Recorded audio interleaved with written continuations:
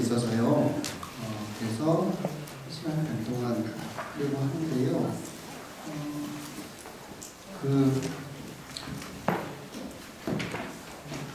서로 아시나요? 서로 모르시죠? 예, 여기 보시면 제가 그 동영상 보셨나요? 동영상 보셨죠? 미국식으로 한다고. 편하게 왔다 갔다 하시고 뭐 그렇게 하셔도 되고, 그리고 커피 드시고 때도 뭐 이렇게 아무렇게 하셔도 됩니다. 그리고 지금 다 홍보 담당자시니까 그래도 트위터나 페이스북 같은 거 하시나요? 예. 그러면은 막 날려주세요. 막 날려주시면 그러면 이제 그걸 가지고 이걸 들고 막 이렇게 하시면 그러면 SNS 하시나 보다 이렇게 생각할 테니까요. 편하게 아무렇게나 하시면 되고 뭐 문자 오면 그걸로 하셔도 되고 아무렇게나 하셔도 됩니다. 그러면 지금 혹시 볼펜은 갖고 오셨나요? 다? 볼펜 다 가지고 오셨죠? 예, 알겠습니다. 그러면 제가 빨리 진행을 할게요. 제가 가다가 열심히 하긴 하는데 1시간 반, 제가 3시까지거든요. 3시 5분 전 되면 그럼 누가 표시를 좀 해주세요. 그러면 제가 그냥 5분 안에 마칠게요. 그래서 다 끝나도 그냥만 해주겠습니다. 저희가 공감 커뮤니케이션인데 일단 앞부분에 제가 좀 이야기를 그러다가 과제를 좀 드릴게요. 전달해서 공감인데 정보가 귀했던 시절이었죠. 옛날에는 귀했던 시절이었습니다. 그래서 정보 주목도가 높았고요. 그러다 보니까 누가 엽서 하나만 보내도 그만큼 많이 주목하고 하는 형태였었죠. 그래서 전달만 해도 커뮤니케이션이 가능했었던 시절이었습니다. 예전에. 그런데 이제는 정보가 많아지니까 어떤 일이 벌어지느냐면 정보 주목도가 아주 낮아졌습니다. 정보가 너무 많아져가지고요. 그래서 거의 쌓일 만큼 됐죠? 그래서 여러분들 다음 메일에 보시면 받은 편지함에 안 읽은 게 몇 개 있으세요? 거의 몇백 개 단위 있죠? 그걸 또 읽으세요? 아니면 한꺼번에 쓰레기통에 버리세요? 한꺼번에 쓰레기통에 버리죠? 그래서 아무도 안 읽습니다. 저도 뭐 이 정도 멍청 쌓여있고 한 메일 안 쓰는데 어쨌든 이렇게 정보가 많이 날라와요. 그러다 보니까 읽지도 않고 버려버리는 형태가 되는 거죠. 그럼 옛날과는 다른 이유가 전달했다고 그 내용이 커뮤니케이션 되는 게 아니라는 시대예요. 그래서 무엇이 중요해지느냐면 공감이라고 하는 것이 정말 중요해지고 하는 거죠. 예를 들면은 여러분들 신문 보면은 맨 위에 헤드 타이틀이 있고요. 헤드 타이틀 밑에 사진이 있죠. 그리고 본문이 있죠. 그러면은 맨 처음 어떤 걸 보세요? 헤드 타이틀하고 사진을 보세요. 그리고 이걸 보고 난 다음에 마음에 들어라고 하는 본문이 있는 형태로 들어가는 거죠. 만약에 헤드 타이틀하고 사진이 마음에 안 들면 어떻게 될까요? 읽지 않고 그냥 넘어가는 거예요. 그러다 보니까 제목을 어떻게 하느냐면 낚시 형태로 막 하는 거죠. 그래서 읽고 나면 이상한 거 나오고. 그런데 어쨌든 우리가 지금 중요한 거는 독자가 얼마나 공감할 수 있는가가 더 중요한 시대로 들어가는 거예요. 그래서 얼마나 발송했느냐가 중요한 게 아니라 내용이 얼마나 공감을 획득할 수 있느냐에 따라서 커뮤니케이션이 가능해지느냐 못 가능해지느냐가 나오는 거죠. 그러면 어떤 시대로 가느냐 하면 설득에서 공감의 시대로 간다는 겁니다. 그런데 설득한다는 것은 뭐냐면 아무도 설득당하고 싶어 하지 않거든요. 게다가 누가 또 자꾸 설득하려고 하면 어떻게 되느냐면 이 귀를 막는 형태가 되죠. 혹시 결혼 안 하셨는데 최근에 가족 모임 갔었을 때 듣기 싫은 소리 들으시면은 그거 들으세요? 아니면 귀를 막으세요? 대부분 귀를 막죠. 너 언제 결혼할 거냐? 그러면 아예 안 가고 뭐 이렇게 하는 형태로 가죠. 그래서 오히려 설득하려는 메시지가 너무 많아지니까 사람들이 어떻게 하느냐면 오히려 무관심으로 대응합니다. 그래서 여기가 어디냐면 가장 핵심적인 곳이 여기예요. 용산 전자상가 같은데 가면은 사람들이 다 우리한테 어떻게 할까요? 설득하려고 해요. 뭐 찾으세요, 뭐 찾으세요, 뭐 찾으세요, 뭐 찾으세요 막 이럽니다. 그럼 여러분들은 어떻게 대응하세요? 아무데도 보지 않고 앞에 가고 있습니다. 왜냐하면 그 뭐 찾으세요라고 했을 때 반응하면 어떻게 되는 거예요? 가야 되거든요.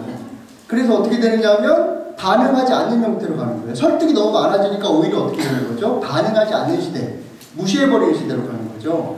그래서 전단지 같은 거 이제 역 같은데 나오면은 지하철역 나오면 전단지 주시는 분들이 꼭 계시거든요. 그분들이 어떻게 주세요? 맨 처음에는 우리도 몰랐고 그분도 그냥 열심히 주니까 우리는 못 모르고 받았어요. 그런데 이거 받을 쓸모가 없는 거구나 라고 하는 걸 깨닫는 순간 어떻게 하세요? 그 다음부터는? 줘도 안 받아요. 그래서 뛰는 놈이 누가 있을까요? 근데 나는 놈이 있어요. 그래서 우리가 안 받으니까 그 아주머니들이 어떻게 주실까요? 가까이 올 때까지 기다렸다가 가까이 확 줍니다. 무슨 깜짝 그래가지고 받아요. 그러고 나면 또 뛰는 놈이 나는 놈이 있고 나는 놈이 누가 있을까요? 타는 놈이 있거든요. 나는 거 위에 타는 놈이 있어요. 그래서 우리가 어떻게 하느냐면요, 몸에 확 부딪혀도 이제는 다 그냥 모른 척하고 그러지 않아요. 왜냐하면 아무도 설득당하고 싶지 않은 거예요. 그러다 보니까 어떻게 되느냐면 나는 아무 대답도 하지 않고 결국 설득 메시지에 사람들이 점점 반응하지 않는 시대로 가는 겁니다. 그럼 어떻게 해야 될까요? 설득을 하지 마세요. 설득하는 것이 아니라 어떻게 하면 관심을 얻고 공감을 얻을까 하는 것이 커뮤니케이션의 기본 관점인 거죠. 그러면 어떻게 하면 사람들이 관심을 얻을 수 있을까요? 사람은 비슷한 사람을 만나면 마음이 편안해집니다. 비슷한 사람을.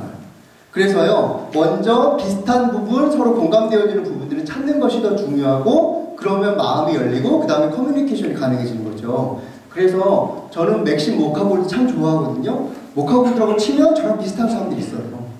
막 이렇게 모여있고요. 그래가지고 모카골드가 짱이네 뭐 이런 사람들 하면 모카골드라는 것 접점만으로도 서로 공감대가 형성되어지고 친한 척이 되니까 그 다음에 커뮤니케이션이 가능해지는 거죠. 이런 것도 있어요. 트위터에서는 모임을 당이라고 하는데 반말한당이라고 있어요. 그저 나이 직업 상관, 재산 상관없이 내가 답이냐 내가 을이냐 가불론쟁 없이 돈 줄놈 돈 받을 놈 이자 갚을 놈 상관없이 희동감이냐 한 살 차이냐 추잡한 계산 없이 무조건 반말이다. 싫다고 꺼져라. 존대하며 가식 부리는 반말한당인데 이 당들은 모여가지고 뭐 할까요? 반말해요. 근데 회원이 몇 명일까요? 9,743명이에요. 이렇게 많습니다. 그래서 모여서 뭐예요? 반말해요. 반말에 관심이 있는 거죠. 그쵸? 그리고 또 이런 모임도 있어요. 혹시 아세요? 대한민국 어버이연합이라고? 대한민국 어버이연합이라고 있어요. 대한민국의 정체성이 훼손될 것 같으면요, 어버이들께서 막 그렇게 모자 쓰고 밤인데도 막 선글라스 검은색 끼고 나오셔가지고 희망버스 해가지고 부산에 가가지고 버스 내려올 때요, 그냥 그거 하나 어르신들 어버이들이 올라타셔서 너 밑 좀 까봐 그래가지고 부산 사람 아니면 막 혼내주고 때리고 막 이런 분들이 계시거든요. 이 대한민국 어버이연합이에요.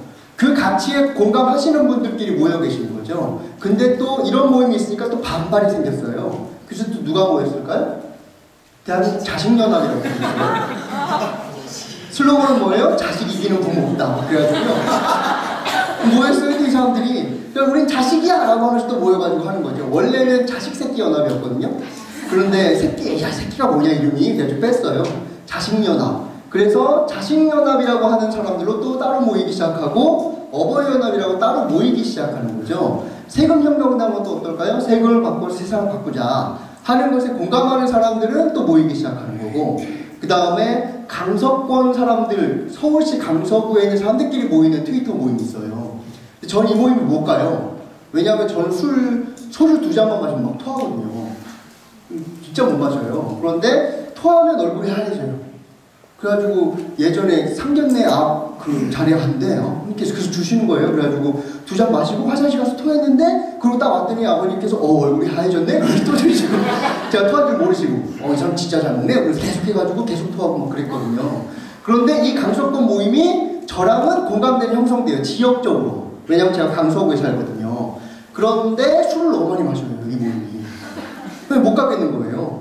그래서 나와 공감대가 맞으면 가는 거고 맞지 않으면 어떻게 되는 거예요? 모이기가 어려워지는 상태가 되는 거죠. 그럼 오늘은 무슨 공감대 때문에 서로 모였을까요? 홍보 담당자? 뭐 이런 개념에 대해서 공감이 되어지거나 그래 나 이거는 같은 공감대가 되는 공유 영역이구나 하는 것이 있으면 사람들이 모이는 거죠. 근데 여러분들이 그냥 모으려고 하면은 사실 모아지기가 더 어려워지고 왜 가야 되는지 모르는 형태가 되는 거죠. 그래서 사람들이 유유상종으로 모여요. 다 끼리끼리 모입니다. 그래서 요번에도 보면은 서울시장 후보 관련해가지고 제가 만약에 박원순 씨를 지지하는 글을 남기죠. 그러면 제 친구들은 다 누가 친구 신청할까요? 박원순 씨 지지하시는 분들이 친구 신청하시고 나경원 씨 지지하시는 분은 어떻게 할까요? 떨어 나가요. 너 끊어버려. 그러고 막 언팔딱 해버리는 거죠. 그런데 나경원 씨 지지하는 글을 올리면 또 누가 친구 신청할까요?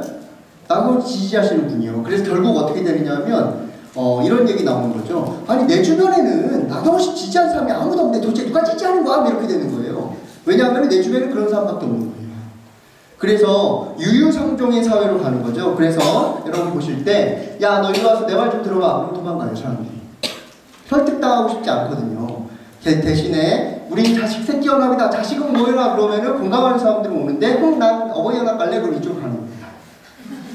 그래서 오히려 사람을 모은다는 개념이 아니라 내가 어떤 가치를 드러내면 거기에 공감대가 있는 사람들은 오게 되고 공감대가 없는 사람들은 어떻게 되는 거예요? 떠나가게 되는 형태로 가는 거예요.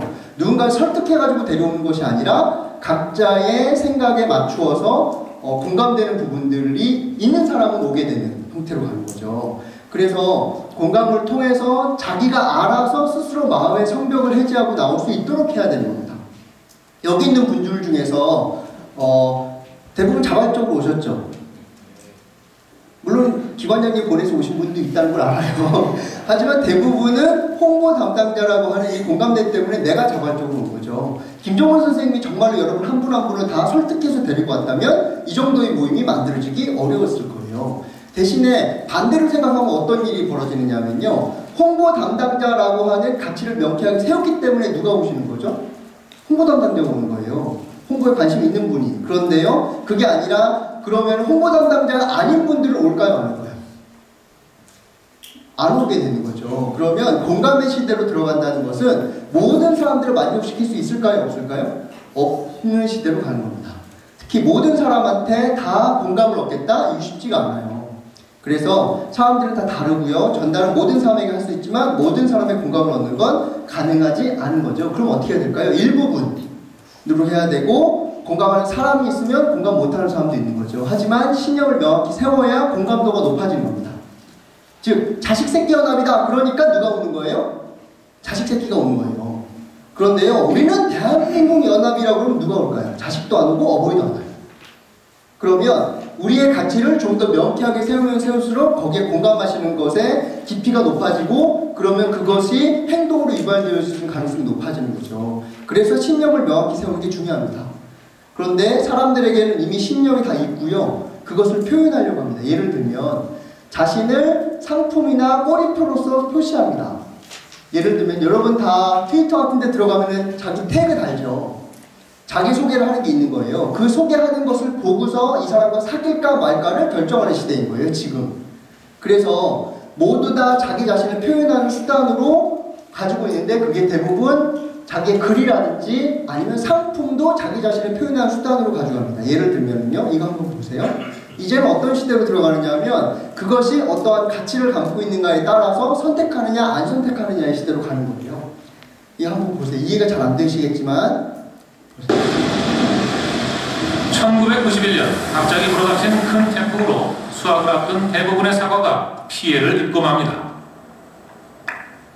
사과 농사로 생계를 유지하던 주민들은 절망에 빠져 한숨만 내쉬고 있었죠. 그러던 중 우연히 뭔가를 발견하는 한 농부. 그는 태풍 속에서도 살아남은 작은 가능성을 발견합니다. 그것은 태풍을 맞고도 떨어지지 않은 10%의 사과였죠. 그리고 떠올린 아이디어. 그들은 태풍에도 떨어지지 않고 붙어있는 이 사과를 전국의 수험생들에게 판매하기 시작합니다. 이렇게 탄생한 아오모리현의 합격 사과. 이 사과는 보통 사과보다 10배 이상 비싼 가격임에도 날개 놓친 듯이 팔려나갔습니다.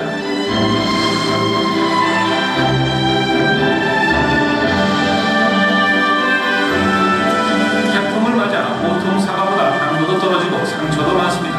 하지만 이 사과는 아오모리현의 대표 브랜드로 자리잡게 되죠. 여기에는 보통 사과에는 없는 것, 절대로 떨어지지 않는 합격 사과라는 이야기가 있었기 때문입니다. 예, 말이 될까요? 말이 되나요? 말이 안 돼요. 뭐 안 떨어지면 합격이에요.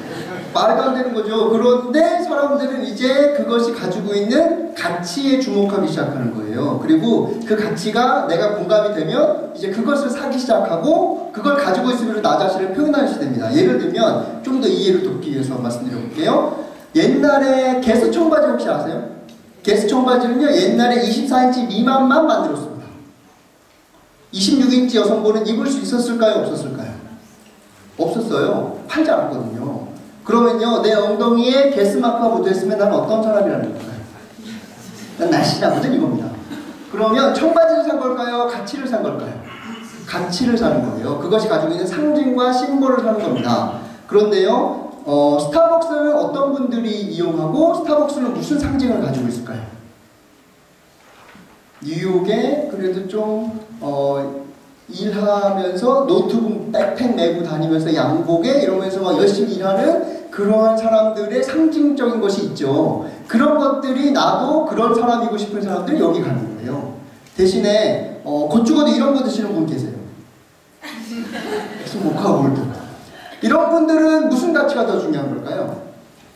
달달하고 맛있는 게 좋은 거지 무슨. 그래서 이런 거 좋아하시는 분은 스타벅스 가시는 분에 대해서 뭐라고 얘기할까요?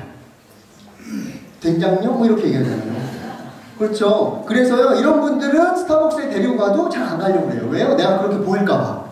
즉, 자기의 생각이 나는 어떤 사람이다라고 하는 신념과 가치는 정해져 있는 상태에서 거기에 부합되는 상품을 사서 나 자신을 표현해요. 또 해볼까요? 아이폰과 아이패드를 갖고 있는 사람은 어떤 상징을 갖고 있을까요? 아이폰과 아이패드를 갖고 다녀요. 그럼 난 어떤 사람인 거죠? 네, 혁신이고, 그리고 난 세상에서 좀 더 빠르게 하고, 얼리 어댑터고, 뭐 이런 느낌들이 있단 말이에요. 그래서 아이폰과 아이패드 갖고 계시는 분.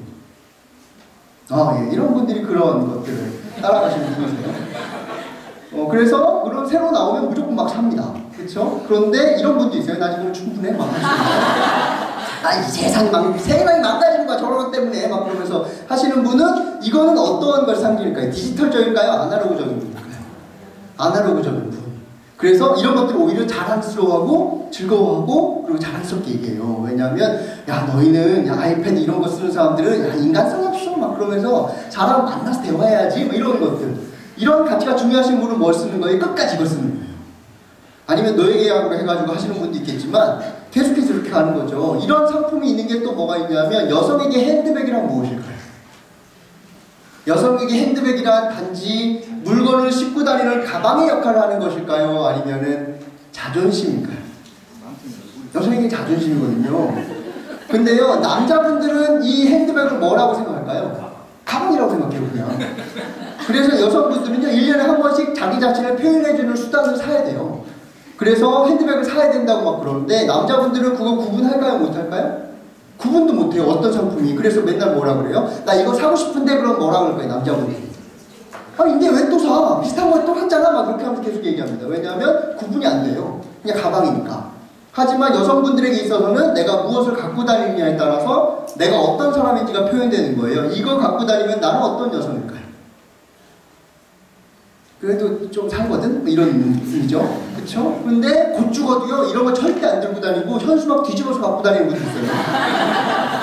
뒤로 들고 다닙니다. 그럼 난 어떤 사람이라는 거예요? 나는 환경을 중요하게 생각하는 거거든? 그래서요, 이런 거 들고 다니는 분 보면 뭐라 그러는 거예요? 저거 머리가 비어가지고 막 이렇게 생각한단 말이에요. 왜요? 나는 그런 가치를 생각하니까. 그래서요, 근데 남자분이 이게 이해가 안 가는 거예요. 그래서요, 여성분들이 1년에 한 번씩 가방 산다 그럴 때 남자분들은 가방이라고 생각하니까 자꾸 안 사드리려고 하는데 사실은 여성에게 있어서는 이거 정말 중요한 거예요. 그래서요, 남자분들 이해가 안 가도 어떻게 해야 돼요? 사드려야 돼요. 안 사드리잖아요? 그러면요, 싼 거를 계속 삽니다. 결국 그 금액을 넘어가요. 그래서요, 욕구 충족이 안 되니까. 그래서 계속 남자분들은 무조건 사드려야 돼요. 근데 남자분들한테는 이 역할을 하는 게 있어요. 뭘까요? 차예요. 남성에게 있어서 자동차란 무엇일까요? 내 지위를 나타내주는 거거든요. 근데 여성분들은 뭐라고 생각할까요? 차를. 그냥 교통수단이지 이렇게 생각해요. 그래서 주차장에 차 세운 다음에 여성분들은 문을 어떻게 열까요? 확 열어요. 가지고 콕 집어놓습니다. 그러고 난 다음에 여자분들이 차 불러가면 되지 그러면서 가버리고요. 남자분들은 어떻게 하고 있을까요? 울면서 닦고 있어요. 내 지위가 손상됐어 그러면서 울고 막 닦아요. 왜요? 여성분들은 그냥 교통수단이라고 생각하는데 남자분들은 자기 자신을 표현하는 수단이라고 생각하거든요. 그래서 여성분들은요, 자동차를 구분을 못해요. 뭐 어떻게 해요? 큰 차, 작은 차, 뭐 중간 차 이렇게 넣기 해요. 왜냐하면 나 관심이 없거든요. 마치 남자분들이 핸드백 구분 못하는 거랑 똑같은 거예요.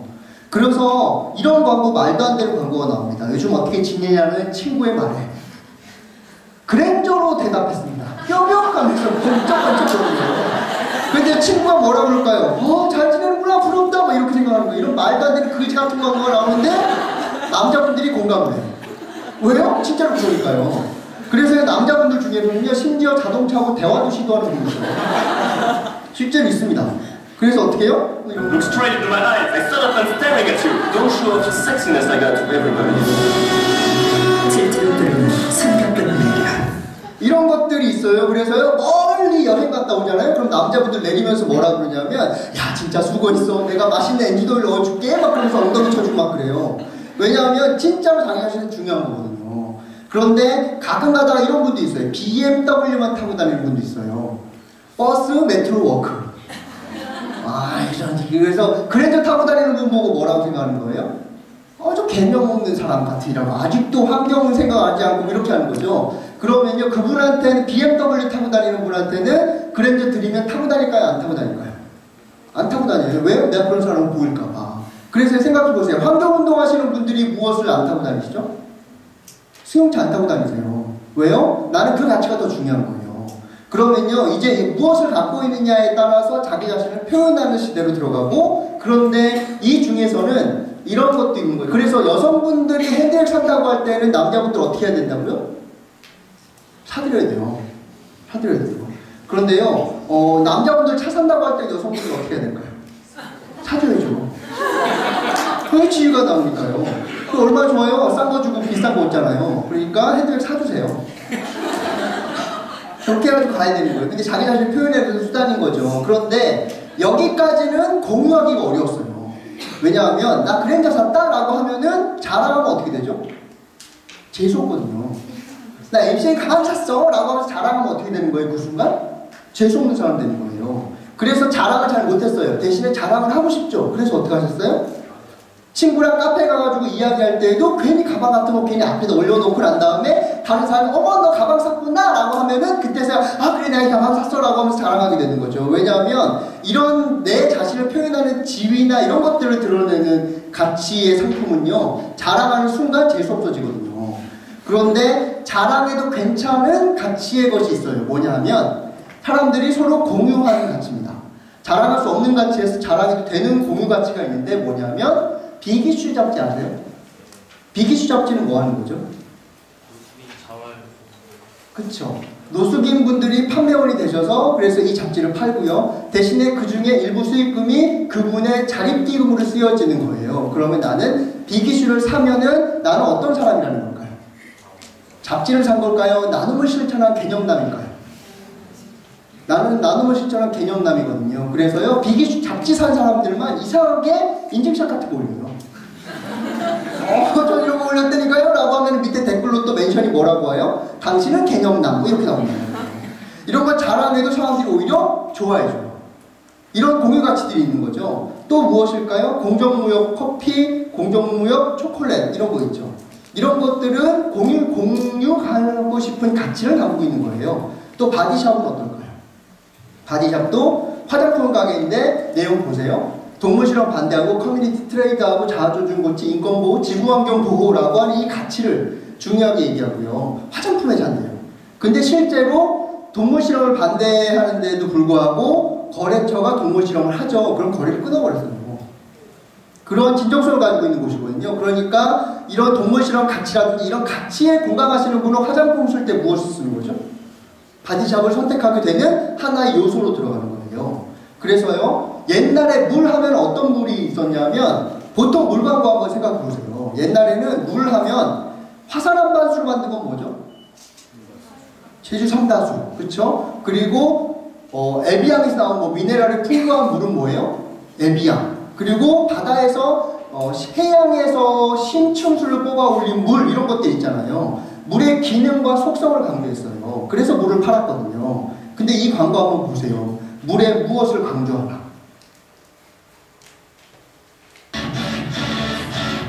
부르자, 마시자, 비틀자. 물 하나라도 세상을 바꿉니다. 피오 순수. 자, 이게 피오 순수라고 하는 코카콜라에서 만든 물이에요. 이거 무슨 물일까요? 어디서 퍼온 물일까요? 무슨 속성을 갖고 있는 물일까요? 그건 하나도 얘기하지도 않고 가르쳐주지도 않습니다. 단지 어떻게 하자는 거죠? 술술 고르자, 술술 마시자. 왜요? 술술을 줄일 수 있으니까. 그러면 이것은 무슨 가치 때문에 물을 사라고 하는 걸까요? 환경을 보호할 수 있는데 조금이라도 기여할 수 있으니까 이 물을 선택하라고 하는 거죠. 옛날에는 그 물의 속성 자체를 강조했는데 이제는 얼마나 그것이 어떤 가치를 갖고 있느냐에 따라서 사람들이 선택하느냐 안 선택하느냐의 시대로 들어가고 있는 거예요. 그래서 혹시 지금 탐스 씻고 계시는 분, 나 탐스 신고 있다. 저는 안 신고, 저는 운동 집에 있어요. 아깝네요. 탐스 신고 계시는 분 아무도 안 계세요? 손님 저 뒤에 계세요 지금. 예, 초록색 뒤에 사람들이 다 보니까 전부 내리자 갑자기 손을 내리셔가지고 저기 초록색 가디건 입으신 선생님께서 탐스 신고 계시거든요. 탐스는 무슨 신발일까요? 하나 사면 하나를 제3세계라든지 이런 데다가 보내줘요. 그러면요, 나는 신발을 사볼까요? 나눔까지 산 걸 살까요? 난 나눔까지 산 분이거든요. 그래서 초록색 가디건 입으신 선생님은 어떤요? 개놈요. 그래서 이렇게 해도 사람들이 다 알아듣는 거예요, 이제. 그래서 이런 것들이 있는 거죠. 그래서 사람들이요, 이제 이 가치에 따라서 하고, 그 다음에 이 가치에 따라서 사람들이 모였다 흩어졌다 하는 형태로 가는 거예요. 근데 왜 이렇게 되느냐면, 옛날에는 공동체 사회였거든요. 근데 지금은 공동체 사회가 아닐까요? 공동체 사회가 아니에요. 개인주의 사회거든요. 그러면요, 제가 선생님이랑 사귈까 말까, 즉 이 사귄다는 건 이성으로 사귀는 게 아니라 관계를 맺을까 안 맺을까를 판단할 때 선생님이 누군지 어떻게 알고 제가 맺을까요? 만약에 저는 선생님이랑 관계를 맺고 싶어요. 그런데 저분이랑 관계를 맺어도 되나 싶은데 선생님이 술을 잘 마신대요. 그러면 저는 맺어야 될까요? 안 맺어야 될까요? 맺으면 안 되죠. 그런데 이분이랑 나랑 같은 공유되는 지점이 있는지 없는지 선생님이 이야기 안 하고 저도 이야기 안 하면 맺을 수 있을까요? 없을까요? 없어지는 거예요. 그러면 네트워크 사회로 가면 갈수록 어떻게 되느냐면 자기 자신이 어떤 사람이고 어떤 걸 선호한다 하는 것들을 드러내야 다른 사람이 어떻게 되는 거죠? 찾아오게 되는 거예요. 그래서 아까 그림으로 보면 어떤 거냐면 나는 어떤 사람입니다. 나는 자식새끼 연합입니다. 라고 내 자신을 드러내야 거기에 공감하는 사람들이 어떻게 되는 거죠? 찾아오게 되는 거예요. 그러면은 여러분들은 어떤 가치를 갖고 있고 여러분 기관은 어떤 가치를 추구하는지에 대해서 내가 명백히 드러내지 않으면 사람들이 찾아올까요? 찾아오기 어려울까요? 찾아오기 어려워지는 시대로 가는 거예요.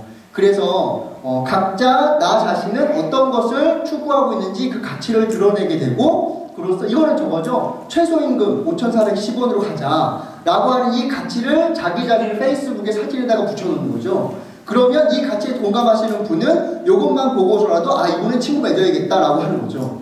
근데 나는 나동원 씨가 홍보가 좋아요 라고 하면은 에이 그러면서 안 하는 사람들도 있단 말이에요. 실제로요. 그래서 내가 어떠한 가치를 추구하는지를 제대로 보여주고 그것에 따라서 사람들이 공감되어지며 사람들이 오는 것이고 그렇지 않으면 모이지 않게 되는 형태로 들어가는 겁니다. 여기까지 이해되세요?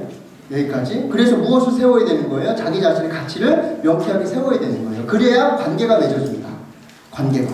자, 그러면 지금 뭐 하느냐 하면 여러분들 이건 다 갖고 계시죠? 볼펜도 다 갖고 계시죠? 그러면 명함 갖고 오셨어요? 명함 가지고 오신 분.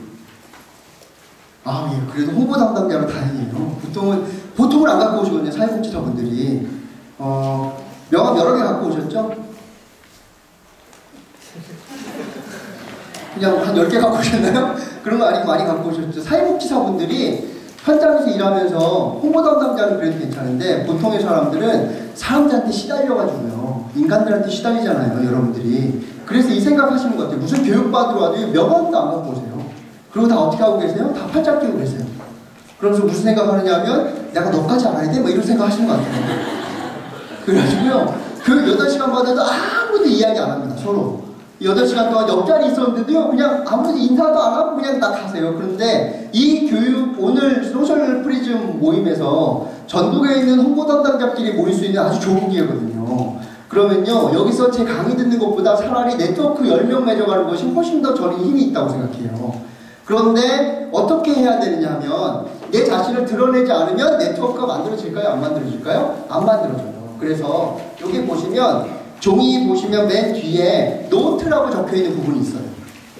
노트 라고 적혀있는 부분들이 있거든요. 이 부분을 접어가지고 이 페이지를 이렇게 들고 다니는 거예요. 들고 다니시는데 어떻게 들고 다니시냐면 나 자신을 먼저 드러내야 상대방이 나랑 맺을지 안 맺을지 얘기하게 되는 거죠. 그러면 양원석이라고 적으시고 맨 위에는 아직 적지 마세요. 양원석 적으신 다음에 밑에는 내가 관심사에 있는 홍보 영역에서의 내용이 있죠. 한 2가지나 3가지만 적으세요. 잔뜩 적어놓으면 사람들이 어차피 글씨가 너무 적어가지고 가까이 온단 말이에요. 그러면은 불편해요. 모르는 사람들이 가까이 오잖아요. 그럼 불편해요. 그래서 여러분들 엘리베이터 타시면 다 어떻게 하고 계세요? 요즘에는 다 번호만 째려봐요. 왜요? 관계가 없는 사람이 가까이 오니까. 그래서요, 지하철 타면은 맨 처음에 어디 앉죠? 빈자리 오면 맨 끝에 앉아요. 2번째 사람은 어디 앉을까요?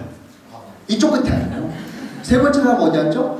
가운데 앉죠. 왜요? 서로 거리가 있는 게 편하니까요. 그래서 여기다가 뭘 적으시냐면 양원석 이름이라고 먼저 저를 얘기를 들으면 양원석 쓰시고 밑에는 홍보 영역과 관련해서 내가 관심 있는 부분 있죠. 예를 들면 마을신문 아니면 난 SNS 이렇게 해가지고 2개나 3개의 태그만 적으세요.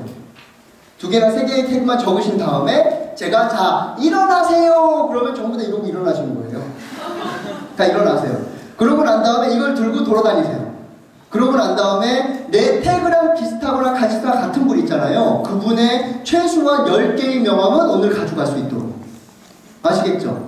이해되세요? 자, 그러면은 지금 제가 1분 드릴게요. 이름하고 내가 원하는 태그 2개, 3개, 많아봤자 3개까지만 적는 시간 잠깐 드릴게요.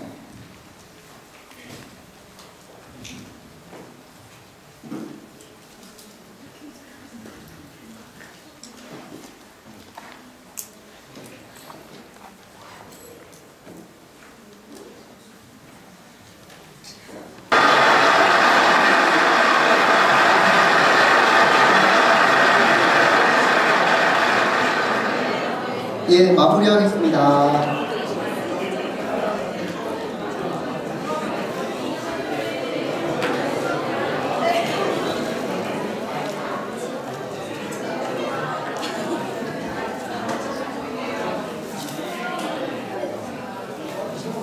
예, 마무리하겠습니다. 뭐 10분 이상 하셨나요?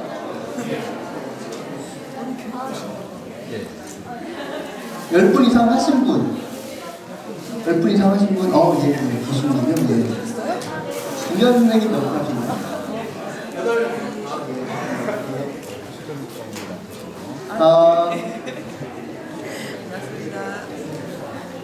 부탁드릴 거는요.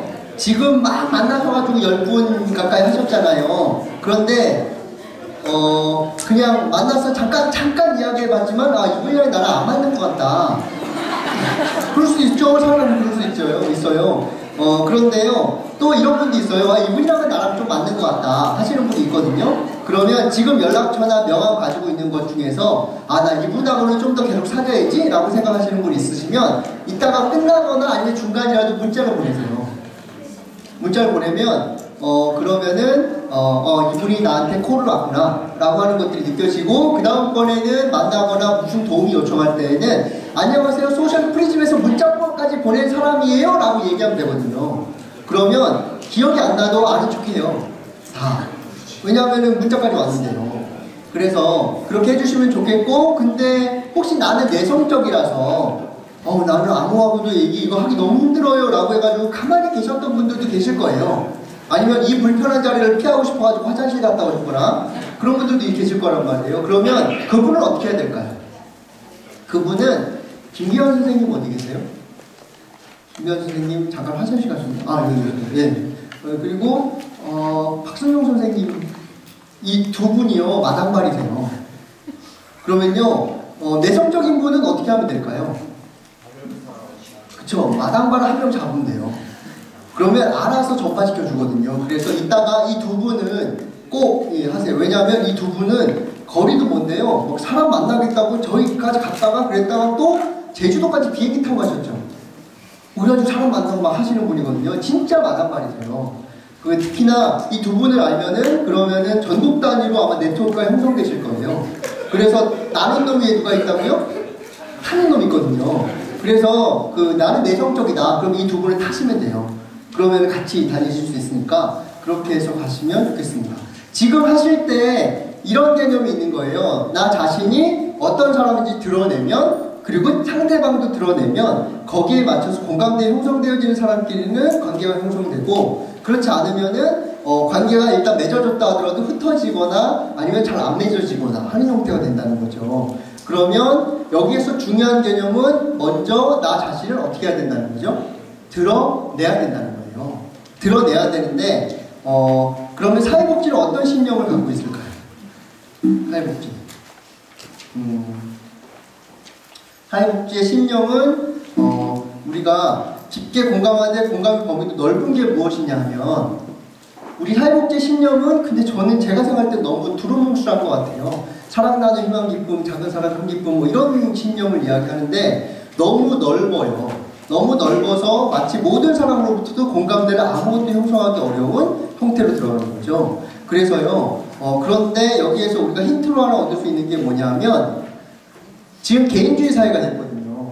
개인주의 사회가 됐는데 위험은 어떨까요? 더 커졌어요, 지금. 개인주의 사회는 되는데 위험은 더 커졌으니까 개인이 느끼는 위험의 강도는 어떨까요? 훨씬 더 높아진 거예요. 특히나요, 글로벌한 세상과 글로벌 기업에게서부터 국가라고 하는 단위는 우리를 보호해줄 수 있을까요? 없을까요? 보호해주기 어려운 시대로 들어간 거예요. 예를 들어 한번 보세요. 이때 국가는 도대체 무엇을 해줬을까요? 그런데 옛날 공동체 사회였으면 어땠을까요? 서로 도와줬을 거예요. 근데 공동체 사회가 아닌데 개인주의 사회가 된 상태에서 국가가 개인을 책임져 주기에는 너무 단위가 커요. 그런데 글로벌 기업과 또 대응하기에는 국가의 단위는 어떻죠? 너무 작아요. 그래서 어디에도 위험하지 않은 형태로 가는 겁니다, 지금 국가가. 그래서 여기에서 국가가 한 일도 없고요. 여기서 국가가 한 일도 없고, 여기서 국가가 한 일도 없어요. 특히나요, 이분에게 있어서 국가란 무슨 의미일까요? 이거 어떻게 할 수 있는 방법이 없거든요. 그렇다고 개인주의 사회니까 어떻게 하는 거예요? 전부 다 차 안에 있어요. 이런 사회로 가는 거죠. 그런데 국가가 도움 주기는 어려워져요. 생존을 위해서는. 또 릭이라고 합니다. 그는 나무를 절단하다 손가락 끝을 잘려먹혔습니다. 릭은 의료 부양 범위에서 벗어나 있었습니다. 그래서 병원은 선택을 하라고 했습니다. 보시면 두 손가락이 잘려 나왔죠. 근데 병원이 선택을 하래요. 무슨 선택을 하라는 걸까요? 중지봉합에 6만 달러, 약 5,800만 원이고요. 아니면 약지봉합에 12,000달러, 약 1,160만 원이거든요. 그러니까 돈이 없으니까 둘 중에 하나 선택하라는 겁니다. 그래서 너무 기분이 상했어요. 사람 몸에다가 값을 매기는 거잖아요. 하지만 어떻게 했을까요? 결국 12,000달러의 약지를 택해요. 이게 어디에 나오는 거죠? 시코에 나오는 겁니다. 미국 의료보험과 관련해서 시코 다큐멘터리에 나오는 내용이거든요. 그러면 이런 글로벌한 의료라든지 영리병원이라든지 하는 것으로부터 국가가 또 우리를 지켜주기가 어려워진 세상으로 가는 거죠. 그러면 사람들이 어떻게 해야 될까요? 혼자 남겨진 사회에서 내가 생존하기 위해서는 어떻게 할까요? 보편적인 인권이라든지, 즉 내가 아무리 약자라 하더라도 나를 지켜줄 것이다 라고 하는 그 인권이라고 하는 것에 대해서 사람들이 갈망이 높아져요. 그리고요, 그리고 서로 협력하는 사회에 대한 것들에 대한 희망이 높아집니다. 욕구가 높아져요. 그러다 보니까 어떻게 되느냐 하면 사람들이 보편적 인권이나 협력하는 사회에 대해서 이야기하기 시작하고, 이것을 강렬하게 이야기하면 할수록 사람들이 공감대를 얻기는 더 쉬워질 겁니다. 왜냐하면 반대로 이야기하면 어떤 사회로 가는 거예요? 혼자 따로따로 떨어진 사회로 가는 거예요. 그래서 혼자 살 수 없는 사회임에도 불구하고 개인주의 사회가 됐고, 그런데 국가가 날 도와주긴 어려울 것 같고, 그러니까 어떻게 해야 되는 거죠? 내가 생존하기 위해서는 다른 사람한테도 잘해줘야 되고, 다른 사람이 또 나한테 도움 주기를 바라는 사회로 가는 거예요. 그것에 대한 사람들의 희망은 많아지는데 정작 그렇게 살고 있을까요? 못 살고 있을까요? 살기 어렵단 말이에요. 그러면 누군가가 이것을 이끌어가고 주장하면 주장할수록 사람들의 공감대는 높아질 거예요. 특히나 개인들 입장에서는요, 어떻게든지 간에 도움을 받고 싶은 마음이 있는 거예요. 그래서 모르는 사람한테도 도움을 요청하고 또 모르는 사람이 도와주기도 해요. 그래서 트위터에 무슨 일이 일어났느냐 하면 어떤 분이 화장실에 와가지고 응가했는데 휴지가 없었어요. 그래서 어떻게 했을까요? 트위터에 알렸어요. 저 어느 화장실에 3번 칸에 있는데 휴지가 없어요. 도와주세요. 그랬더니 어떤 일이 일어났을까요? 누가 들고 뛰었어요. 그 얘기를 듣고요. 그래가지고 휴지를 갖다 줬어요. 그래서 스펀지가 하도 신기해서 똑같이 실험했거든요. 그랬더니 어떻게 됐을까요? 똑같이 됐어요. 즉 모르는 사람임에도 불구하고 서로 도와줘야 되는 세상이 되는 거고 그것에 대한 갈망이 아주 깊어질 거예요. 그러면요 사회복지는 어떠한 가치를 추구할 필요가 있느냐면 개인주의 네트워크 사회가 될수록 힘없는 개인도 사람으로 존중받는 보편적 인권을 갖고 있는 존재다라고 하는 것을 우리가 드러내고 신념을 반영하면 반영할수록 사람들로부터 공감을 획득하기는 훨씬 더 높아질 거예요. 그래서요 저는 사회복지 실천에서 숫자나 서비스가 높아지는 것보다는 오히려 그 사람을 얼마나 사람답게 대우하는가 우리가 얼마나 인권을 보호하면서 서비스를 하고 있는가 자체로부터도 사람들의 공감대를 획득하기가 쉬워질 거라고 생각해요. 그래서 전략적으로라도 당연히 인권을 높이는 방향으로 우리 서비스들이 나아가야 된다고 생각해요. 근데 현실은 어떨까요? 인권을 높이는 쪽보다는 수치를 얼마나 높이느냐 쪽으로 가고 있거든요. 수치를 높아지면 높아질수록 사람들이 공감할까요? 아니면은 그냥 그러려니 하고 넘어갈까요? 그러려니 하고 넘어갈 거란 말이에요. 게다가 또 지역사회에서요 힘없는 개인도 서로 도움받아 생존하고 있는 서로 막 돕는 사회에 대한 동경이 있어요. 다들이요. 내가 어려움이 있을 때 누군가가 나를 도와주지 않을까라고 하는 그런 동경이 있고 그런 것에 대한 희망이 있고 소망이 있거든요. 그러면 그런 사회를 보여주면 보여줄수록 사람들의 반응은 훨씬 더 뜨거워질 거고 공감대가 높아질 거예요. 왜냐하면 그 수혜는 언젠가 나도 받을 수 있는 여지가 생기는 거거든요. 그래서 그런 사회, 보편적 인권이라든지 서로 협력하는 사회를 만들어가는 것에 대한 신념을 만들어가고 그로써 우리가 그것을 드러낼 때 사람들 중에서 거기에 공감하는 사람들이 우리한테 찾아오게 되고 같이 만들어가자고 하는 것들이 공감을 형성할 가능성이 높아지는 거죠. 그런데요, 문제는 이것이 언어보다 행동이어야 된다는 거예요. 많은 복지기관들이 이런 것들을 언어로서 표현하고 있지만 문제는 행동이 더 중요하다는 거예요. 왜냐하면 사람들은요, 우리 인간의 뇌는 이렇게 생겼대요. 뇌관, 변연계, 대뇌 피질로 만들어져 있대요. 그래서 뇌간이라고 하는 건 뭐냐 하면 파충류의 뇌예요. 그래서 맨 처음 어떤 거냐 하면은 파충류의 뇌는 적을 보면 도망갈까 말까 이것만 판단하는 거예요. 본능적으로. 그러고 난 다음에 포유류의 뇌는 어떤 거냐 하면 도망가면서 감정을 느끼는 거예요. 좀 무서워 라고 하는 감정을 느끼고 그 다음에 인간의 뇌는 논리적인 부분들을 감당하는 거예요. 그래서 사람의 뇌는 파충류의 뇌, 포유류의 뇌, 인간의 뇌 이렇게 세 가지로 구분할 수 있다고 그래요. 뇌 과학자분들이. 그런데 여기에서 먼저 작용하는 게 뭐냐면 파충류의 뇌하고 포유류의 뇌가 우선 작용해요. 예를 들면요. 이 사진을 보면 무엇이 느껴지세요? 그러면 본능적으로 뭐가 나오느냐면 야 피해라고 하는 거예요. 그러고 난 다음에 다음 번이 뭐예요? 무서워 덜덜덜. 포유류의 뇌가 감정을 느끼고 그 다음에 세 번째로는 저 분명히 저 칼로 나 찔렀을 거야. 도망가기 잘했어 라고 하면서 논리적인 판단을 하게 되는 거지. 이성적 판단을. 근데 사진을 맨 처음 봤을 때 느껴지는 게 뭐예요? 피해라고 하는 것과 그 다음에 포유류의 뇌 이 두 가지가 먼저 이루어지는 거죠. 근데 또 다른 사진 하나 보세요. 그러면 이 아이가 나왔어요. 그 얼굴 표정이 어떠세요? 좋아요. 왜요? 기본적으로 접근해도 된다는 파충류에 대해 명령이 나오거든요. 그러고 난 다음에 무슨 생각 하시는 거예요? 사랑스러워. 예뻐. 뭐 이렇게 나오는 거예요. 그러고 난 다음에 다음번에는 이 아이는 눈도 동그랗고 정말 예뻐 라고 하는 것으로 나오는 거죠. 이렇게 사람 판단이 나오는 거예요. 그러면 무엇이 더 강력한 힘을 갖느냐 하면 본능적 느낌하고 감성이 훨씬 더 강력한 힘을 가지고 그 다음에 이성으로 논리적인 내용들을 따져가는 거예요. 먼저 사람의 영향을 주는 뇌는 본능적 느낌하고 감성입니다. 그러고 난 다음에 그것을 후합리화해요. 그래서 본능과 감성으로부터 호감을 얻는 것이 중요하거든요. 근데 본능과 감성으로부터 영향을 미치는 것이 무엇이냐면 이거 한번 보세요. 이제 자기 왔어. 자기 왔어. 자기 왔어. 자, 언어는 똑같은데요. 그런데 느낌이 어떠세요? 달라요. 이 세 번째의 자기 왔어는 어떤 느낌일까요? 도망가세요. 그쵸? 파충류의 뇌가 도망가라고 하는 것이 나오는 거예요. 그런데 앞부분으로 가가지고 이 자기 왔어는 어떤 걸까요? 이 자기 왔어는 그래 안겨 이런 것들이 나온단 말이에요.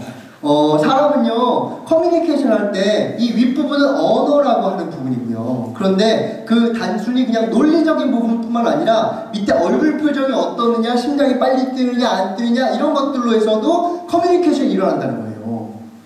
그런데 언어라고 하는 거는 논리적인 부분을 담당하지만 그 외의 것들은 어떨까요? 행동이라든지 이런 것들은 언어를 얘기하지 않아도 커뮤니케이션이 이루어져요. 이게 메타 커뮤니케이션이라고 하거든요. 그래서 사람들이 메타 커뮤니케이션을 할 때 대부분 35%가 대화로 이루어지고 메타 커뮤니케이션은 65%예요. 그래서 여러분들이 그걸 다 느끼시잖아요. 아침에 기관장님 출근하실 때 아 그래 오늘 결제 받지 말아야지 막 이런 생각 하시잖아요. 그런데 기관장님이 뭐라 그래요? 아 난 항상 공정하게 결제를 내니까 갖고 와 라고 하지만 얼굴 표정 보면 어떤 거예요? 아 오늘 결제 받지 말아야 돼 막 이런 것들이 느껴지잖아요. 그런데 누구만 결제 맡으러 가는 거예요? 신입 직원만. 가지고 어떻게 되는 거예요? 깨지고 나오는 거예요. 왜요? 메타 커뮤니케이션을 읽지 못하는 거거든요. 그래서 메타 커뮤니케이션이 훨씬 더 중요한데요. 한번 보세요. 자기 왔어 라고 하는 것과 그 다음에 저 얼굴 표정 있죠. 자, 이 자기 왔어는 본능적 느낌과 감성, 이성의 합리화 중에서 어느 영역을 설득하려고 하는 걸까요? 자기 왔어라고 하는 이 단어, 언어 자체는요, 이성으로서 합리적으로 설득하려고 하는 거예요. 근데 얼굴 표정은 어떤 걸까요? 본능적 느낌과 감성이 느껴지거든요. 그러면요, 우리가 가지고 있는 언어, 즉 논리라고 하는 것이 강력한 힘을 가질까요? 아니면 우리의 행동과 메타 커뮤니케이션이 훨씬 더 강력한 힘을 가지게 될까요? 메타 커뮤니케이션이 훨씬 더 강력한 힘을 가져요. 그래서 여러분들 다 이런 거 느끼시잖아요. 집에 와가지고 현관문을 열고 들어갔는데 갑자기 쏴한 느낌 느끼신 적 있으세요? 없으세요? 있어요. 그럼 무슨 생각하는 거예요? 아 엄마가 화났구나, 아니면 아내가 혼났구나, 내가 뭘 잘못했나 뭐 이런 생각 하시잖아요. 근데 아내는 뭐라 그래요? 자기 왔어? 라고 얘기하지만 그게 느껴진단 말이에요. 왜냐하면요 사람은요 3m 안에만 가면요 심장박동이 동기화가 된대요. 그래서 이 심리학, 저 지어낸 얘기가 아니라 심리학과에서 그렇게 얘기해요. 그래서 3m 안에만 들어가잖아요. 이 사람이 지금 화가 났는지 화가 안 났는지 이런 것들을 눈치로 알게 된대요. 왜냐면 나도 같이 심장이 뛰기 때문에. 그런데 이런 것들이 이제 사람들을 설득하는 데 훨씬 더 도움이 된다는 거죠. 오히려. 그래서 실제 행동 태도가 공감을 만들어내거나 감성적으로 호감을 만들어내는 데 훨씬 더 도움이 된다는 거예요. 예를 들면 그런 광고에 어떻게 적용하느냐 하면 이거는 i7을 탑재하고 4기가 SSD를 탑재했답니다. 속도도 얼마나 빠른지 몰라요. 한번 사용해보세요 라고 하는 것은 어떤 뇌를 자극하려고 하는 걸까요? 이성의 합리화를 자극하려고 하는 거예요. 그런데요 이런 분도 있어요. 드디어 맥북 에어를 질렀어요. 아내한테 어떻게 얘기했죠? 나 맞아 죽을 거야 막 이런 눈치 보는 중이라고 글이 올라오면은 이것은 어디를 자극하는 걸까요? 본능적 느낌과 감성 부분들을 자극하는 거예요. 그래서 오히려 어떤 것이 중요해지느냐면요 이것은 논리적으로 설득하려고 하는 것이 아니라 그렇게 실제로 행동하는 사람이 많아지면 많아질수록 어떻게 될까요? 그걸 보면 사람들이 부러워하기 시작하는 거예요. 그래서 페이스북에 방대욱 실장님이라는 분이 계시거든요. 그분이 드디어 맥북 에어를 질렀어요. 아내한테 어떻게 얘기해야 될까 그러면 막 눈치 보는 게 글이 올라왔었거든요. 그것이 맥북 에어에 대한 광고 페이지보다 훨씬 더 강력한 힘을 가져요. 왜냐하면요 그분은 실제로 행동으로 그렇게 했기 때문에 그것 자체를 보면서도 나는 어디가 느껴지는 거예요? 본능적 느낌과 감성이 자극을 받게 되는 거예요. 그런데 맥북 에어 나와가지고 아무리 광고를 열심히 해도 그건 이성을 이야기하기 시작하는 거거든요. 그래서 제가 뭘 샀을까요? 그래서 맥북 에어를 샀어요. 왜냐하면 방태욱 실장님이 썼네? 막 그러면서 이런 것들이 나오기 시작하는 거죠. 그래서 여러분들이 무엇인가를 홍보한다고 할 때는 논리적으로 설명하는 것일까요? 아니면 직접 그걸 쓰고 있는 모습을 보여주는 것이 훨씬 더 강력할까요? 쓰고 있는 모습을 해내는 것이 훨씬 더 강력한 거죠. 그래서요, 이 소셜 프리즘을 광고한다고 하면 어떻게 해야 될까요? 지금 여러분들이 그냥 SNS를 나 여기 왔는데 정말 재미있어, 아니면 나 졸려 죽을 것 같아, 뭐 아니면 나는 6명이랑 명함교환했어 라고 하는 것 자체를 올리는 것만으로도 소셜 프리즘에 대한 사람들의 감정은 어떻게 될까요? 긍정적으로 바뀌어요. 그런데요, 그걸 아니라 소셜 프리즘 일부는 무슨 행사입니다. 무슨 적으로 해가지고 어떻게 되었습니다 라고 얘기하는 순간 사람들은 호감도로 떨어지고 오히려 논리적으로 이성적으로 판단하려고 하게 들어가거든요. 그래서 오히려 지역 주민분들이 여러분들에게 대해서 어떤 행동을 하느냐 아니면 직원분들이 어떤 행동을 하느냐가 훨씬 더 중요한 커뮤니케이션 수단이 되는 거예요. 그래서 누가 홍보의 매체가 되는 걸까요? 이제는 사람의 행위가, 사람의 행동이, 그리고 그것을 가지고 있는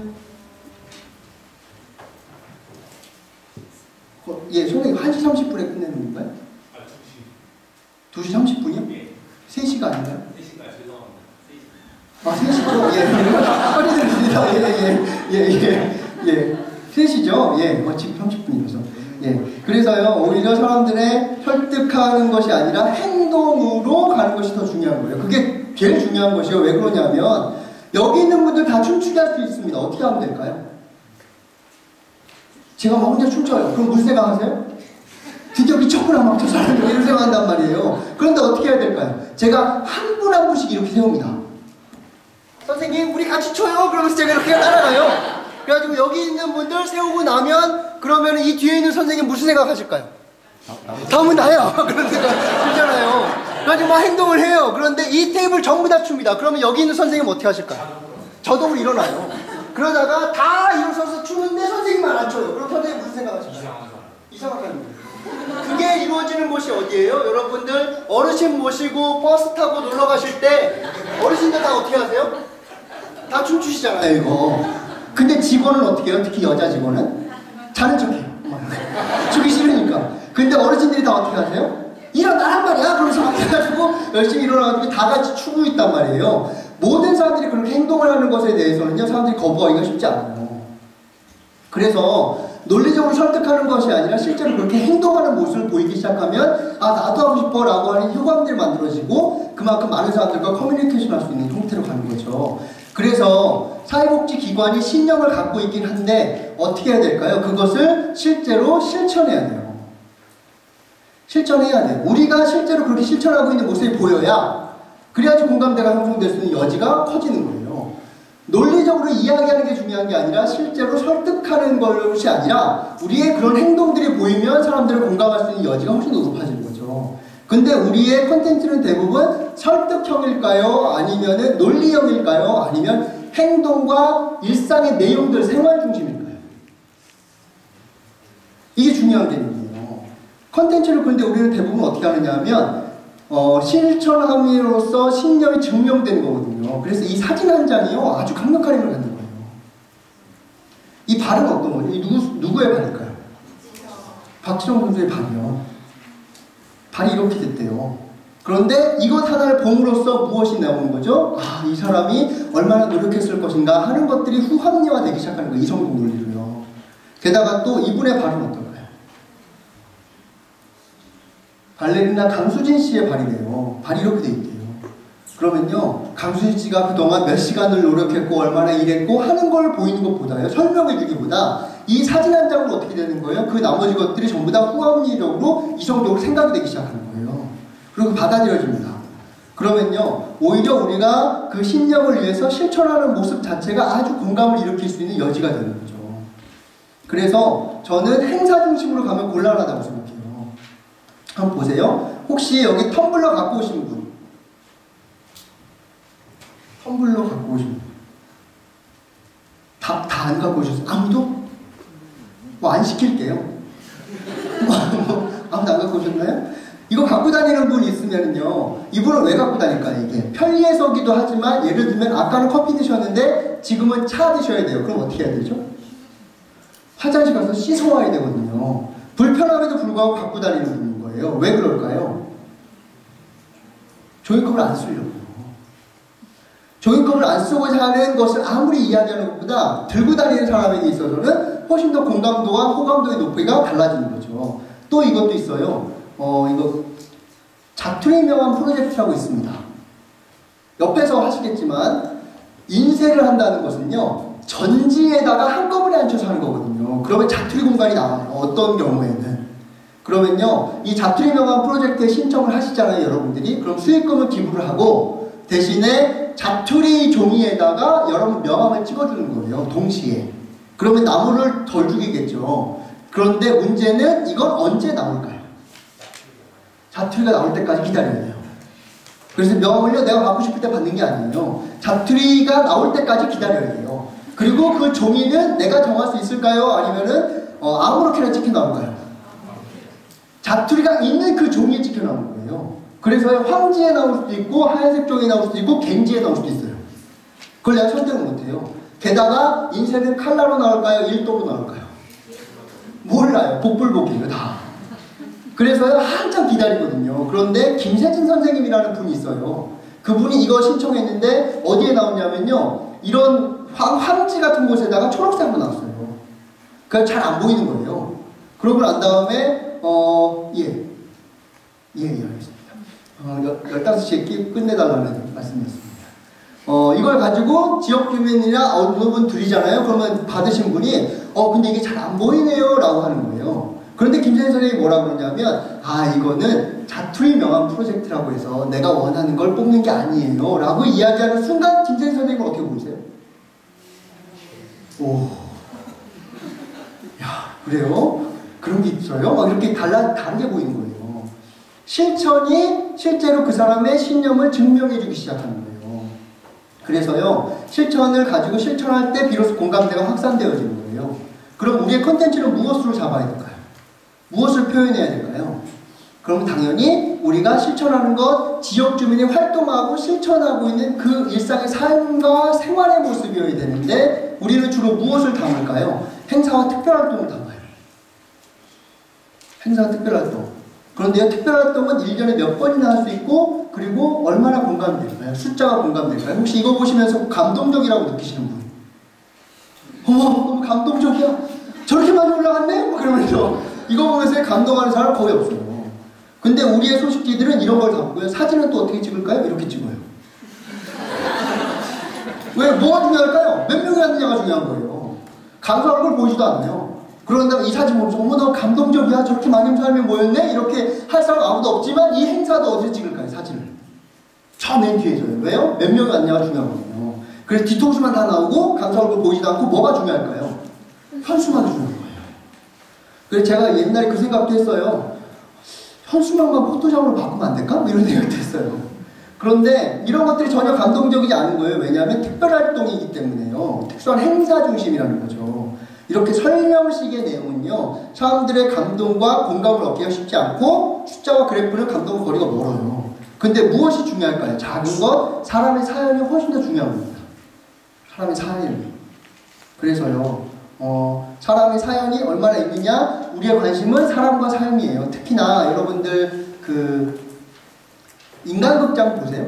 인간극장 아세요? 네, 인간극장은 무엇을 다룰까요? 사람의 이야기를 다루요. 사람의 이야기를 다룹니다. 그러면요, 사람들은 사회복지에 기대하는 것은 행사일까요? 아니면 숫자일까요? 아니면 사람의 삶일까요? 사람의 삶이거든요. 사람의 삶인데 우리는 정작 어디로 흘러가고 있느냐 하면 숫자와 그래프, 얼마나 많은 사람이 참여했는가 하는 쪽으로 가고 있는 거죠. 그렇죠? 그래서요, 인간극장 보면은 오히려 사람들이 이야기가 담겨요. 근데 생각해 보세요. 어느 행사에 참여한 사람의 얘기가 나와요. 근데 행사도 드러날까요? 안 드러날까요? 드러나요, 자연스럽게요. 단지 그 사람 한 명의 초점을 맞춰서 가는 거죠. 근데 사회복지계가 콘텐츠로 만들어내는 내용들을 보면은 대부분 이런 거예요. 몇 월 며칠 날 몇 명의 아이들이 서울랜드에 갔다 왔어요. 얼마나 즐거운지 몰라요. 참 감동적이었어요. 후원자님 고맙습니다. 이렇게 끝나요. 이게 행동적이거든요. 그러니까 행사 중심적으로 풀어내는 거예요. 근데 그 중에 한 아이에 대한 이야기로 들어가기 시작하면은 그건 감동적으로 들어가는 거예요.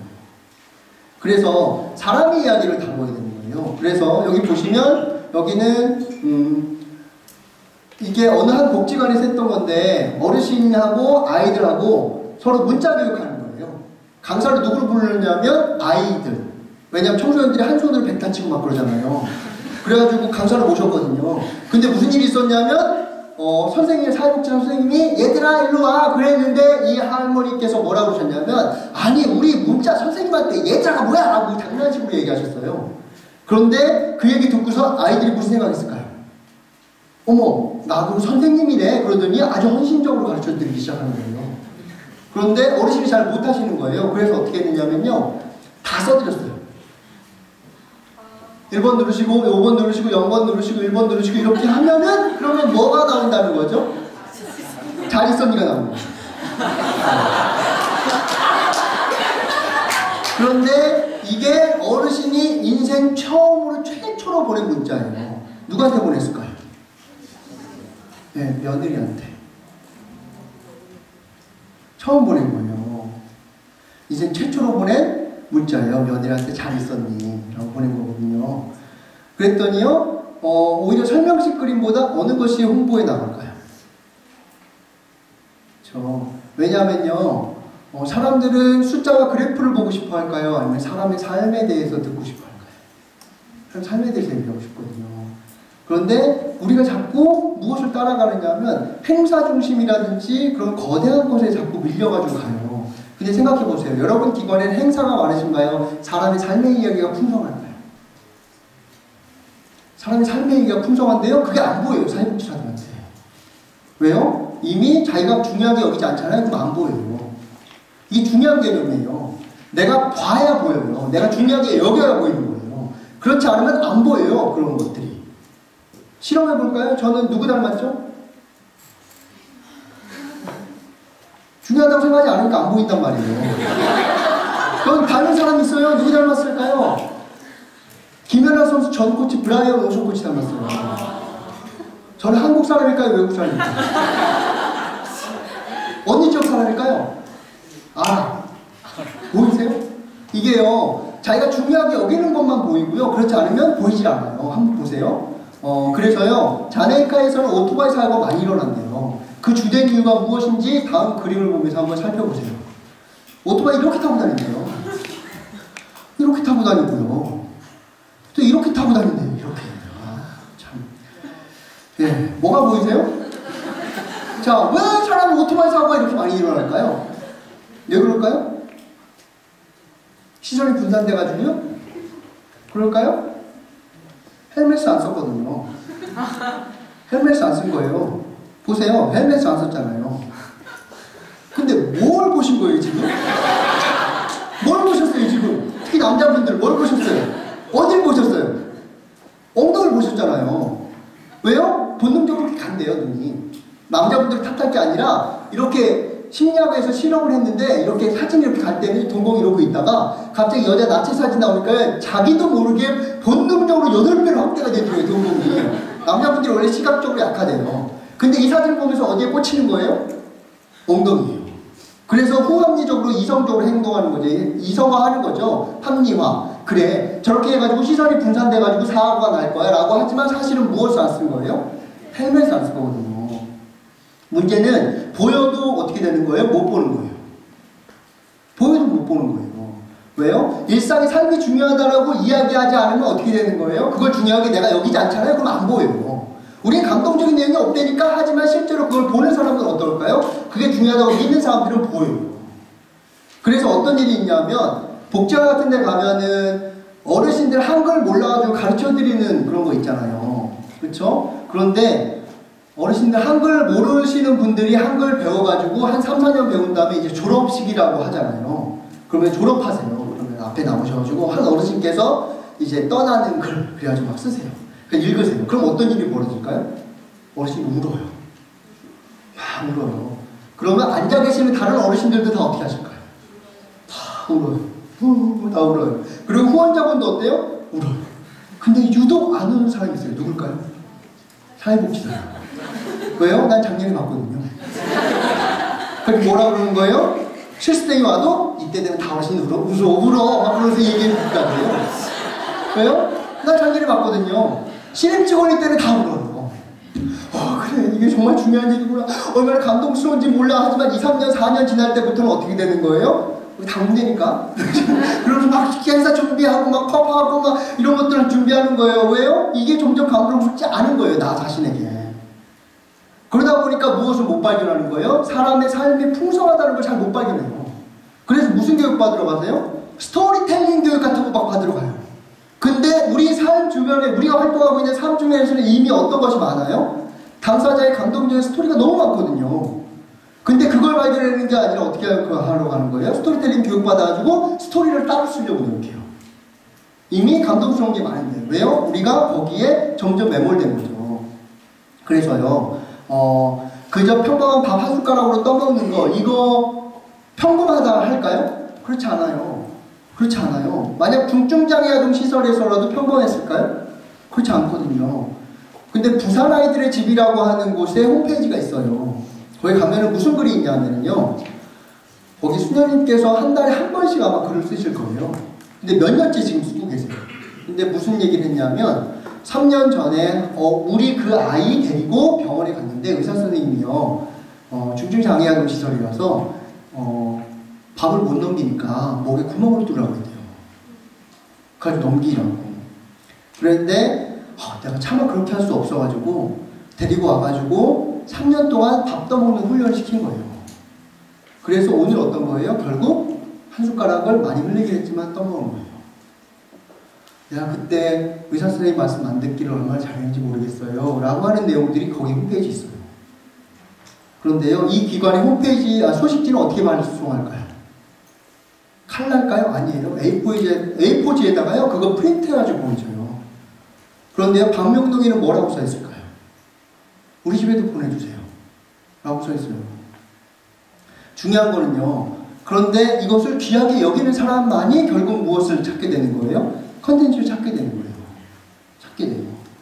그래서요, 자기 이름을 쓰는 것 자체가 비문의자분들한테는 정말 감동적인 이야기거든요. 그래서요, 우리가 일상에 감동해야 돼요. 그래야 그걸 찾아내요. 근데 그거는 홍보 담당자가 찾아낼 수 있는 걸까요? 아니면 담당자가 찾아낼 수 있는 걸까요? 담당자가 찾아낼 수 있는 거거든요. 홍보 담당자한테 노는 순간 홍보 담당자는 감동보다는 어떻게 쓸까요? 설명식의 나열식으로 쓰기 시작해요. 왜냐하면 내용을 모르니까요. 그래서 컨텐츠를 누가 만들어내야 되느냐면 그 사업을 담당하고 계시는 선생님이 만들어내야 되고, 그것을 배포하거나 그것을 어디에 실을까, 매체에 실을까 하는 것들이 홍보 담당자가 해야 되는 거죠. 그래서 사회사업가가 작은 일상의 의미를 알고 작은 것에 감동할 때 비로소 어떻게 되는 거예요? 공감할 수 있는 메시지가 되는 겁니다. 그래서 저는 이 시가 중요하다고 생각해요. 내가 그의 이름을 불러주기 전에는 그는 다만 하나의 몸짓에 지나지 않았다. 내가 그의 이름을 불러주었을 때 그는 나에게로 와서 꽃이 되었다.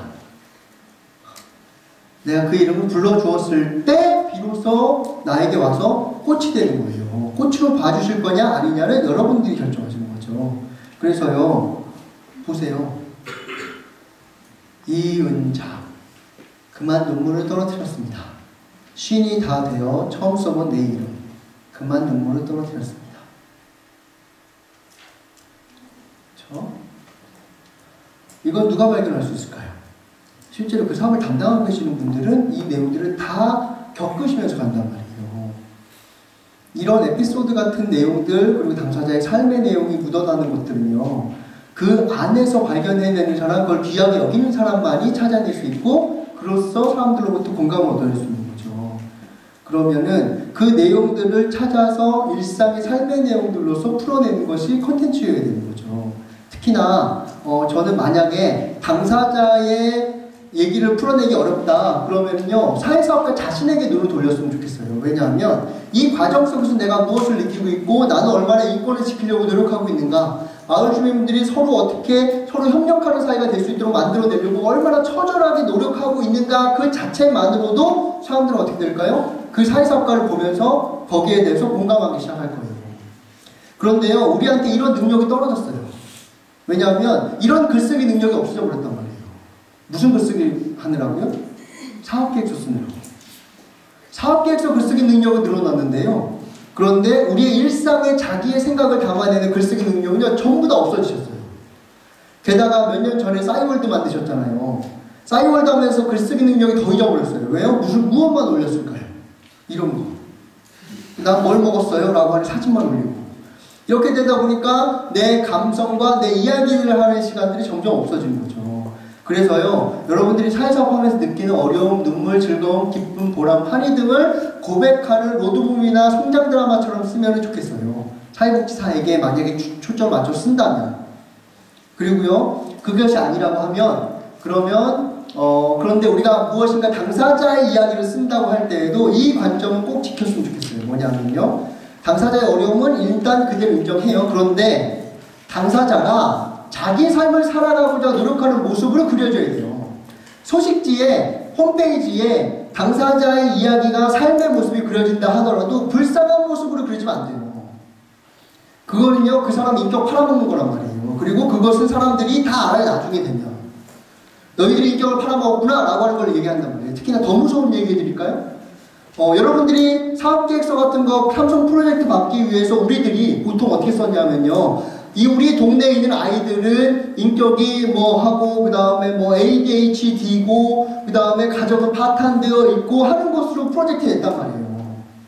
그렇게 설명했어요. 그리고 우리 지역사회에 왜 후원이 필요한가요? 우리 아이들은 그런 불쌍한 아이들이거든요. 우리 지역은 정말 불쌍하거든요. 해가지고 후원 받았었단 말이에요. 그런데요, 우리가 도왔던 아이들이 대부분 무엇을 희망할까요? 나중에 장래 직업으로. 사회복지사 되고 싶은 사람도 꼭 있거든요. 그래가지고요, 실제로 여러 번 기관에 들어왔다고 생각해보세요. 나중에.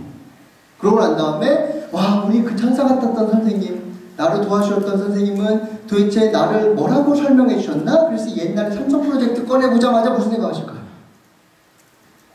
뭐 나를 ADHD와 이 세상의 모든 문제를 갖고 있는 애로 묘사했네? 라고 하는 걸 보는 순간 그 선생님에 대해서 어떻게 생각하시나요?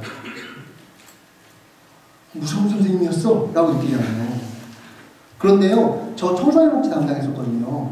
제가 도왔던 청소년이 지금 부천에서 일하고 있어요. 얼마 안 남았다니까요. 얼마 안 남았어요. 그럼 그 아이들이 우리 선생님에 대해서 인격을 지켜준 선생님이라고 느낄까요? 아니면 무서운 일이에요. 그런데 지식인들이 이걸 지적하기 시작했어요, 지금. 그래서요, 당사자의 삶을 살아가고자 하는 모습으로 주체가 될 수 있도록 만들어야 된다고 생각해요.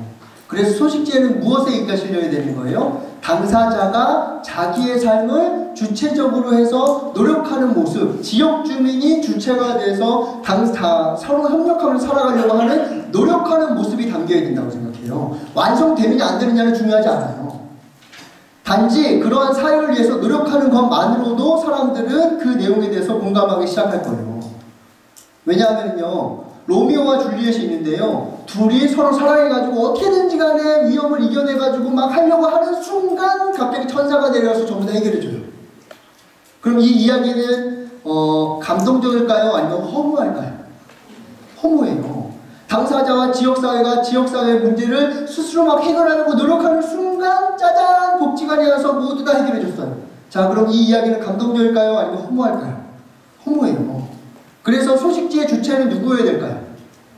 그걸 판단하는 가장 것이요, 소식지만 봐도 알아요. 이 기관이 지역사회를 주체로 세우고 있는가 아니면 기관을 주체로 세우고 있는가에 대해서요, 완전히 구분이 될 수 있는 것이 뭐냐면 소식지와 홈페이지 컨텐츠가 무엇으로 구성되어 있는가요. 그것만 봐도 이 기관이 무슨 가치로 일하는가가 바로 드러나요.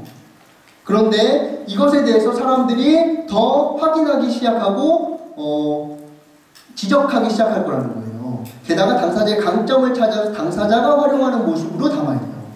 그리고 지역사회가 그렇게 살려고 노력하는 모습을 담아야 되는 거죠. 게다가 다 목표가 달성되지 않았다 하더라도 상관없어요. 그 도전하는 모습 자체에 사람들은 공감해요. 감동스러워요. 그래서요, 앞으로 운동선수는요, 지금보다 돈 더 많이 벌 거예요. 훨씬 더 많이 벌 거예요. 왜 그럴까요? 갖고 놓는 드라마고 끝없이 도전하거든요. 좌절하지만 계속 도전하기 때문이고, 삶이 도전하는 것 자체로 아름다운 거예요. 이거 한번 보세요. 많이 아시겠지만 이 내용 한번 보세요.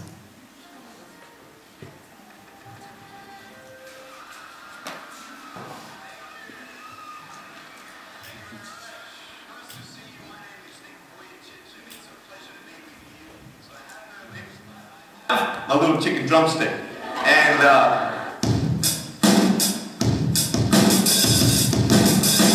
so it's like, you like that? That would be really cool if I could get this and get some techno going. Like, here we go. 1, 2, 3, 4. Yeah. There you go. You like that? Is that cool? Beautiful. But honestly, along the way, you might fall down like this. Ready? Right? Yeah. Hello. Right? So what do you do when you fall down? Get back up. Everybody knows to get back up because if I start walking, I'm not going to get anywhere. But I tell you, there are some times in life where you fall down and you feel like you don't have the strength to get back up. Do you think you have? Because I tell you, I'm down here, face down, and I have no arms, no legs. It should be impossible for me to get back up, but it's not. You see, I will try 100 times to get up, and if I fail 100 times, if I fail and I give up, do you think that I'm ever going to get up? No. But if I fail, I try again, and again, and again. But I just want you to know that it's not the end. It matters how you're going to finish. Are you going to finish strong? And you will find that strength to get back up like this.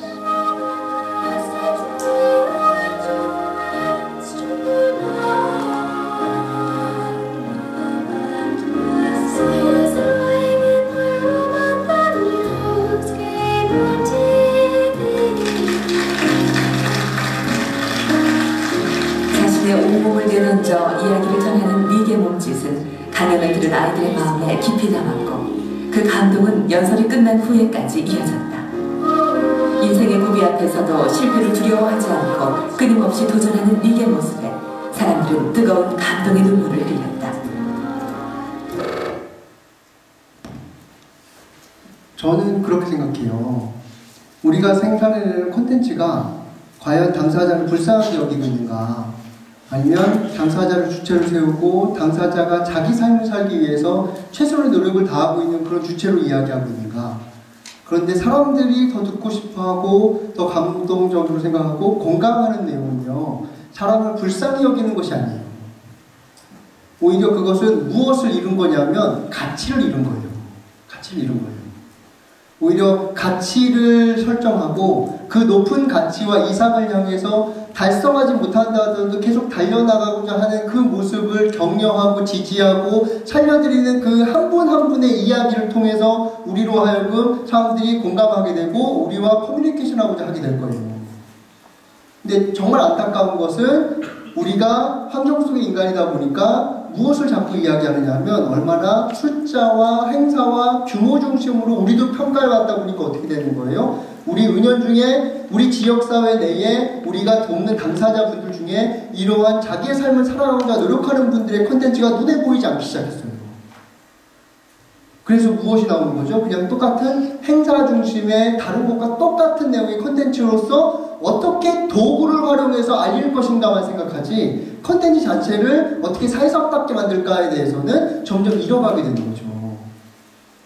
그러면은요, 그만큼 콘텐츠 자체가 힘을 가지지 못하게 될 것이고, 그러면 그럴수록 도구, 기술에 자꾸 매몰되게 될 텐데, 그것보다 오히려 저는 기술이 아니라 콘텐츠를 얼마나 갖추어가느냐가 선행적으로 우리가 생각해야 될 부분이고, 그걸 하기 위해서는 오히려 사회적다운 가치라는 것이 무엇이고 당사자를 어떤 존재로 봐야 될 것인가, 그리고 지역사회는 어떻게 서로 협력하는 곳으로 우리가 바라볼 것인가 하는 이 가치 중심적인 생각들을 좀 더 살려야 된다고 생각해요. 그리고 그걸 위해서 우리가 진정으로 활동할 때 그 내용이 아마 맨 처음에 이야기하셨던 인콤 브로드밴드 거기에서 오셨던 선생님이 이야기하신 거랑 똑같이 진정 커뮤니케이션으로 갈 거라고 생각해요.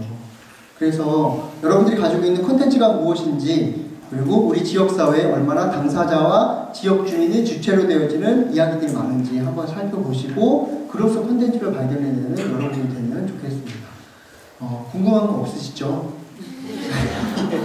예, 제가 하다 보니까 딱 1분 남아가지고 질문 없으시죠? 있으세요 혹시? 없죠? 예, 예. 그러면은 오늘 이후 시간까지 같이 네트워크 맞으시면서 가시면은 좋겠습니다. 네, 고맙습니다. 네.